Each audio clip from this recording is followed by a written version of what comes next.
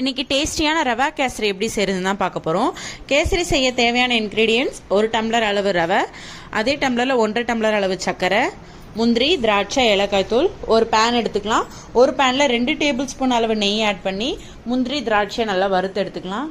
அதே நெய்யில் நம்ம எடுத்து வச்சிருக்க ரவையும் பொன்னிறமாக வறுத்து எடுத்துக்கலாம். எந்த டம்ளரில் ரவை எடுத்தோமோ அதே டம்ளரில் 3 டம்ளர் அளவு தண்ணி ஆட் பண்ணிக்கலாம். தண்ணி நல்லா கொதி வந்ததுக்கப்புறம் நம்ம வறுத்து வச்சிருக்க ரவையை நல்லா மிக்ஸ் பண்ணிக்கலாம்.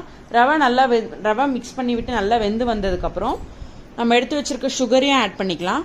சுகர் ஆட் பண்ணதுக்கப்புறம் 1 பிஞ்ச் ஆஃப் சால்ட்டும் நம்ம எடுத்து வச்சிருக்க கேசரி பவுடரை ஆட் பண்ணி நல்லா மிக்ஸ் பண்ணி விட்டுக்கலாம்.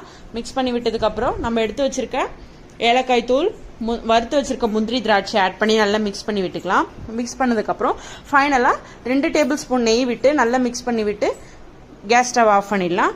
அதுக்கப்புறம் நமக்கு டேஸ்டியான ஒரு ரவா கேசரி ரெடி. வாங்க எப்படி இருக்குன்னு ட்ரை பண்ணி பார்க்கலாம்.